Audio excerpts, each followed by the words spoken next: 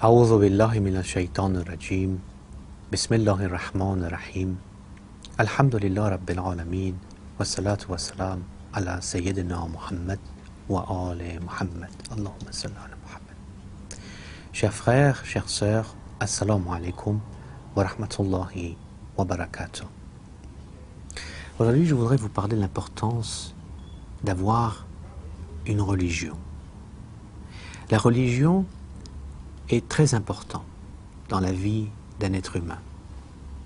Il est vrai que la religion doit être une sphère privée, une sphère qui vient du cœur, qui est une chose que nous devons absolument suivre de nous-mêmes, c'est-à-dire avoir la liberté et avoir cette intimité entre nous et le Créateur pour pouvoir choisir cette religion et suivre la voie de cette religion. Elle ne doit pas être imposée, elle ne doit pas être contre les principes des valeurs humaines, elle doit être absolument en harmonie totale avec le aql, la raison, et avec les textes divins et avec également la fitra, c'est-à-dire cette chose qui vient de l'intérieur de l'être humain. Et l'islam, c'est la seule religion qui peut dire et déclarer qu'elle est une religion complète, la religion par excellence d'Allah subhanahu wa ta'ala, de notre Créateur unique, absolu, plein d'amour et de clémence. Et c'est également la seule religion qui n'a pas été alternée, qui n'a pas été modifiée, qui n'a pas eu un texte sacré, traduit et retraduit et dévié. C'est pour ça que l'islam, jusqu'aujourd'hui, c'est la même religion. Elle a été gelée depuis sa révélation jusqu'à aujourd'hui. Mais l'interprétation de certaines personnes qui soit suivent cette religion, soit s'intéressent à cette religion, peut engendrer des déviations, peut engendrer des choses différentes à la source initiale de la religion. Mais en général, en parlant de l'importance de la religion, l'imam Ali alayhi salam dit que la religion donne un sens à la vie.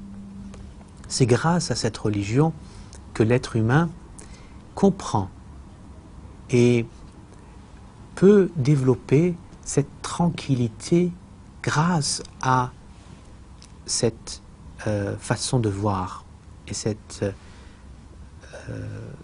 fondation solide d'une philosophie qui suit tout le long de sa vie.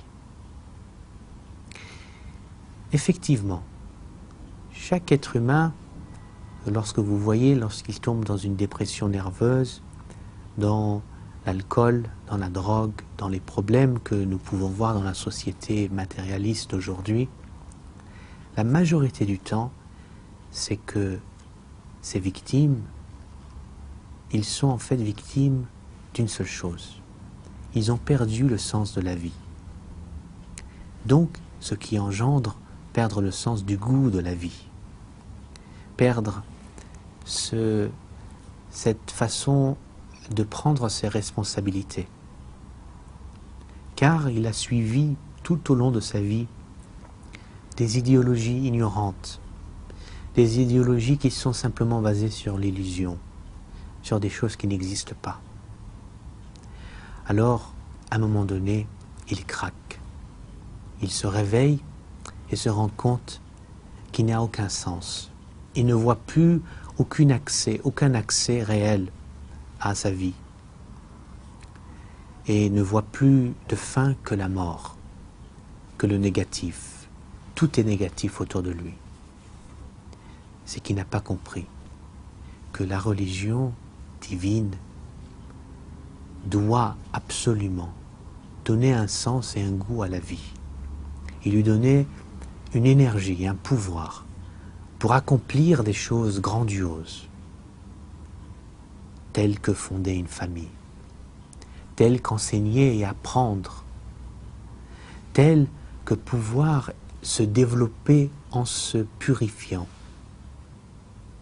Labbaik, ya Allah, je suis là, mon Créateur, et je travaille pour toi en faisant des choses que tu nous as enseignées dans le noble Coran.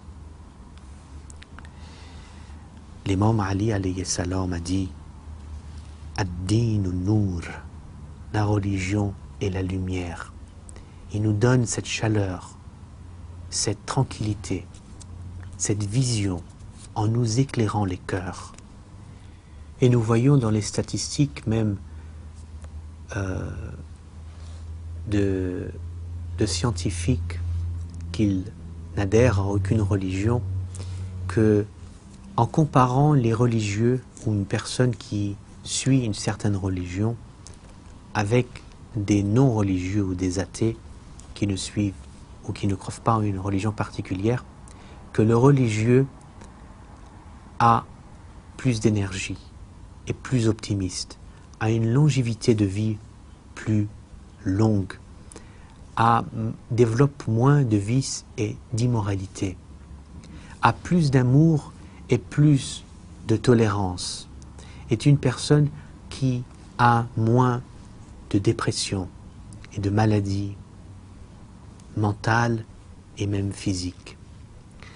Une personne religieuse est une personne qui a un goût à la vie, qui aime vivre, qui est joyeux, qui aime fonder une famille, qui se donne des buts, qui est beaucoup plus fort et beaucoup plus tolérant dans la douleur, dans la déception, dans les défis et les problèmes de la vie. Et nous voyons très bien que l'alcool, la drogue, le suicide, la haine et tout autre vice que nous avons dans les sociétés dites matérialistes, nous voyons que c'est qu'il y a un manque de spiritualité. Il y a cette zone grise que le matériel ne peut pas combler. Et c'est cette zone grise qu'on doit travailler dessus. C'est la religion qui remplace et qui est en fait ce puzzle manquant ou cette case manquante dans la vie de l'être humain. L'imam Ali a dit que Ad-dinu aqwa al-imad, la religion est un soutien le plus fort et le plus puissant dans la vie de l'être humain. C'est grâce à ça que l'être humain est soutenu, qui peut rester debout et puis qui peut continuer à la vie, qui peut combattre dans sa vie lorsqu'il a des difficultés ou des maladies. Une personne qui a atteint d'un cancer de dernière phase peut mieux combattre son cancer en le combattant, avec un esprit combattant dans son esprit, qui est optimiste, qui essaye de vaincre le cancer en ayant le moral et avoir cette connexion avec son divin. C'est pour ça que la religion en général est quelque chose d'obligatoire dans la vie de chacun. Et c'est une chose qui est simplement que pour les êtres humains, que pour la race humaine. C'est grâce à cette religion qui va donner des limites dans sa vie morale, qui va donner des limites à un code qui va suivre tous les jours, avec ce sens qui se donne. Ces lunettes qui se met à sa vision, qui est des lunettes de religion. Et c'est grâce à cette orientation qui avance et qui progresse. Il est encourageant et il est encouragé par nos saints imams de préserver cette religion et de le choyer et de le louer comme un objet de valeur, quelque chose qui est en fait de nous-mêmes, un morceau de notre âme. On ne peut pas le détacher de nous-mêmes. On ne peut pas jouer avec la religion. Il peut y avoir des gens qui ont eu une déception au sein d'une religion, par exemple, peut-être des membres d'une certaine religion, et fait des choses mauvaises. Et ils se sentent déçus. Ils voient toute l'image de cette sainteté de la religion tomber, effritée devant ses yeux. Et je peux vous dire qu'il faut toujours retourner aux sources de la religion.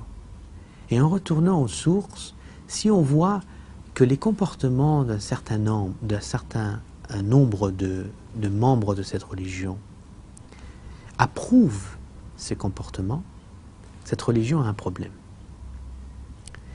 Mais si les enseignements ou les directives de cette religion vont en contradiction avec les comportements de certaines personnes, on peut dire que ces gens-là sont en fait le cancer de cette religion et ne peuvent pas être appelés membres de cette religion particulière.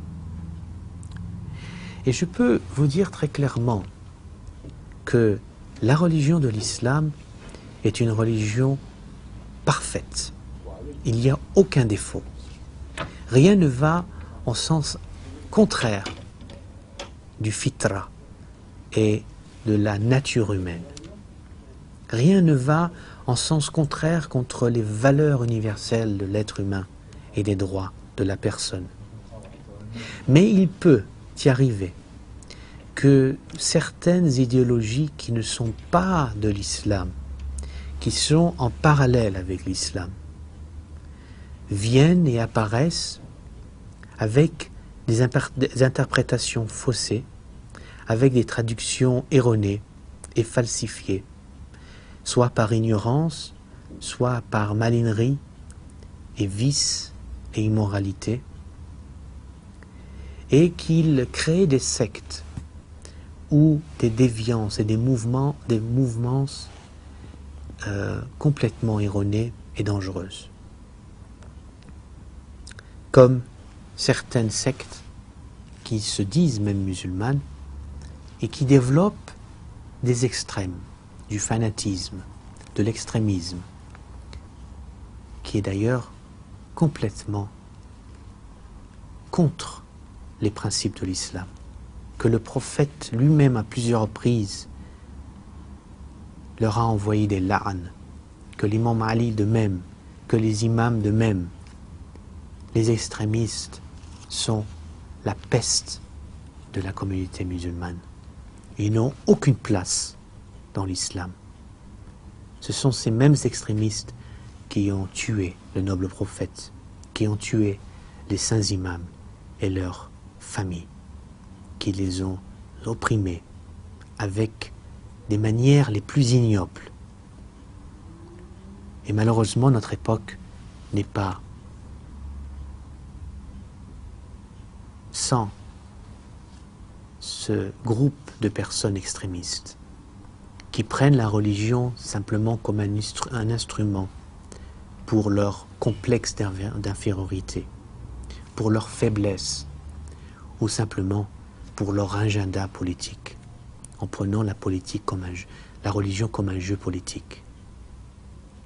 Et nous condamnons ceci, car l'islam des Ahlul Bayt, c'est un islam qui est basé de l'amour, sur la paix, sur la sincérité et sur les valeurs universelles de l'humain et des droits des humains. Et toute religion qui est utilisée pour devenir un jeu de haine et de violence et d'oppression et obliger autrui à faire des choses qu'ils ne veulent pas faire, ceci n'est plus une religion qui est basée sur les lois divines, mais c'est simplement une manipulation humaine pour faire tromper l'être humain et être dans les pas du diable et les pas du shaitan et de ses agents du shaitan pour tromper les gens d'une telle manière que c'est par l'extrémisme que beaucoup deviennent ennemis de la religion.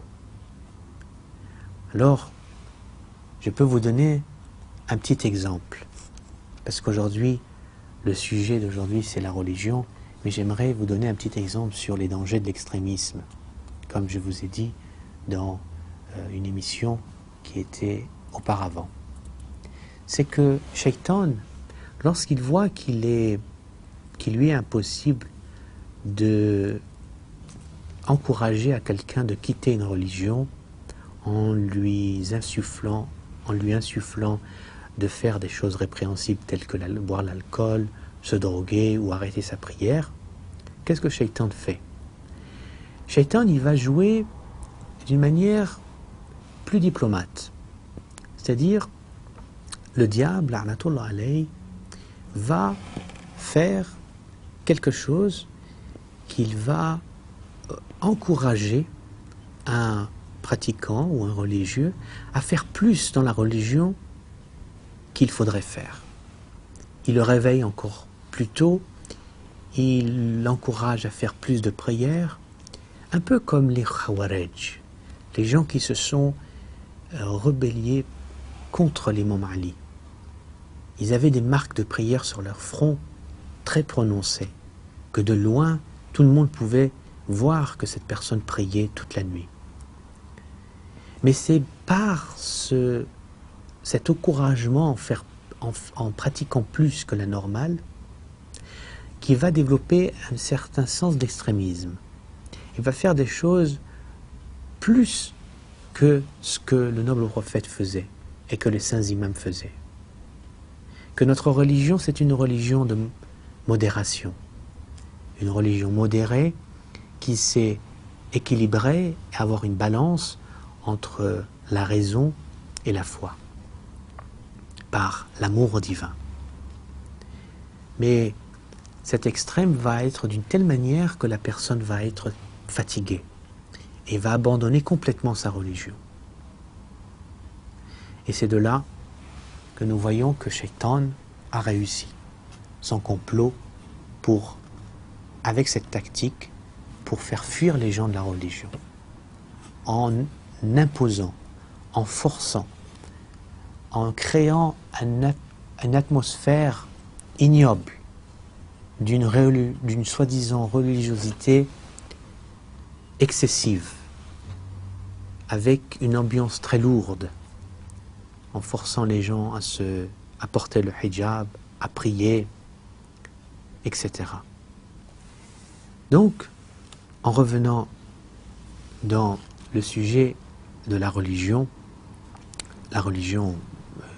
dîne en général, Rasulullah, le prophète Mohammed sallallahu alayhi wa sallam, a dit dans un des hadiths: Ya ayyuhal nas, inna din Allah yusr. La religion d'Allah est une religion facile et une religion qu'on doit suivre, et on doit sentir cette facilité, cette modération, cette fluidité que nous suivons, qui vient naturellement avec soi-même, qu'on ne sent pas une difficulté particulière, on ne sent pas quelque chose qui n'est pas naturel en suivant cette religion, en faisant des choses très spéciales, qui est un peu contre nature.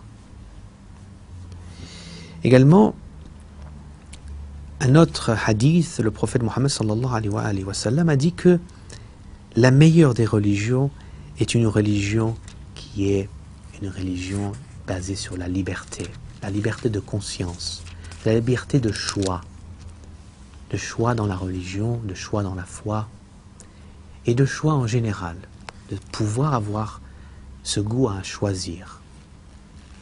il y a certes des règles qu'on doit suivre, mais nous avons le droit de choisir ces règles.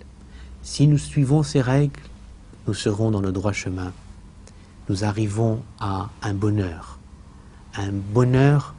profond.